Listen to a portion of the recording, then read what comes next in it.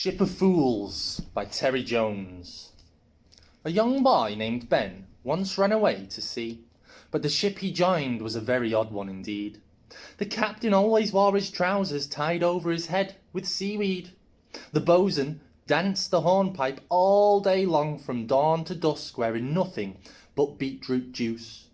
And the first mate kept 6 families of mice down the neck of his jumper.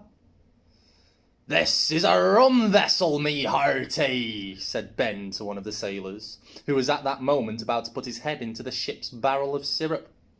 "It's a ship for fools," grinned the sailor, and he stuck his head in the syrup.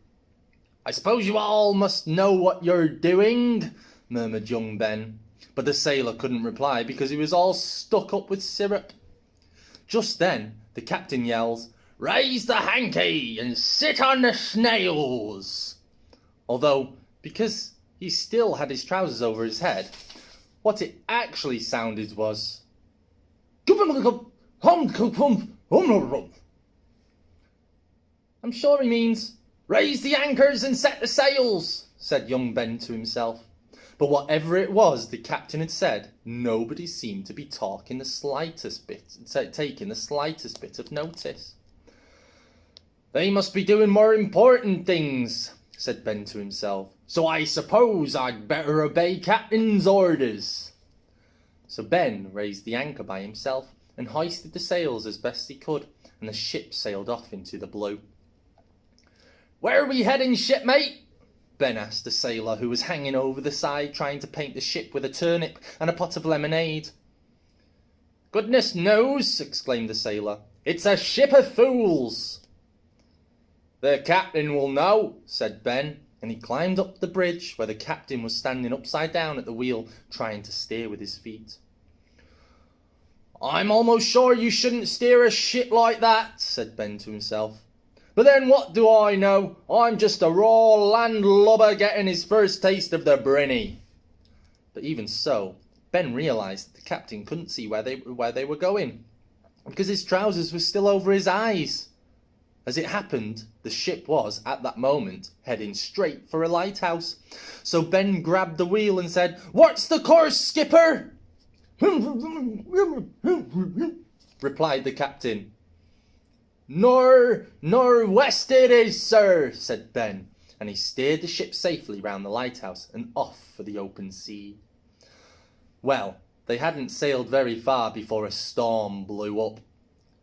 "Shall I take the yard arm and reef the sails, captain?" yelled Ben. But the captain was far too busy trying to keep his game of marbles still as the ship rolled from side to side. The wind began to howl and the sea grew angry. "I better add on it anyway," said Ben to himself, and he ran about the ship, preparing for the storm ahead. As he did so, the rest of the crew grinned and waved at him, but they all carried on doing whatever it was they were doing. One of them was hanging by his hair from the mainmast, trying to play the violin with a spoon. Another was varnishing his nose with the ship's varnish, while another was trying to stretch his ears by tying them to capstan and jumping over the board. "Well, I wouldn't have thought this was the way to run a ship," said young Ben. "I suppose they know the ropes, and I'm just learning. Even so, I didn't realise the newest recruit had to do everything. But I suppose I'd better get on with it." And he set about doing what he thought should be done, while the rest of the crew just grinned and waved at him. The storm gathered force, and soon great waves were lashing across the deck as the ship rolled and wallowed. Ben rushed about trying to get everyone below decks so he could batten down the hatches. But as soon as he got one sailor to go below, another would pop up from somewhere else. And all the time the ship rolled, and before long it began to take on water. "Captain, we must get the men below decks and batten down the hatches while we ride out the storm," yelled Ben. But the captain had decided to take his supper on the forecastle and was far too busy trying to keep the waves off his lamb chop with an egg whisk to listen to Ben. And still the ship took on more water. "She's beginning to list," shouted Ben. "The hole's filling with water." "It's okay," said the boatswain, who had stopped doing the hornpipe. but was still only wearing beetroot juice. "Look!" And he held up a large piece of wood. "What's that?" gasped Ben. "It's the ship's bung," said the bosun proudly. "Now, any water will run out through the bung hole in the bottom of the ship." "You're a fool!" yelled Ben. "I know," grinned the bosun. "It's a ship of fools." "Now we'll sink for shore," cried Ben. And sure enough, the ship began to sink. "Man the lifeboats!" yelled Ben, but the fools had all climbed up the mast and were now clinging to it, playing conkers and I spy with my little eye. So Ben had to launch the lifeboat on his own, and he only managed to do it just as the ship finally went down.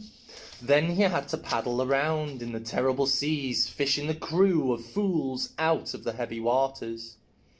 "I spy with my little eye something beginning with S," shouted the first mate, as Ben hauled him into the lifeboat. "See," said Ben wearily, and rowed over to the next fool. By the time night fell, Ben had managed to get the captain and the bosun and the first mate and all the rest of the crew of fools into the little lifeboat. But they wouldn't keep still, and they kept shouting and laughing and falling overboard again. And Ben had his work cut out trying to keep them all together. By dawn the storm had died down and Ben was exhausted, but he'd managed to save everyone. One of the fools, however, had thrown all the oars overboard, while Ben hadn't been watching, so they couldn't row anywhere. And now the first mate was so hungry, he started to eat the lifeboat.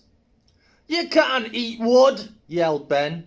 "You can, if you're fool enough," grinned the first mate. "But if you eat the lifeboat, we'll all drown," gasped Ben.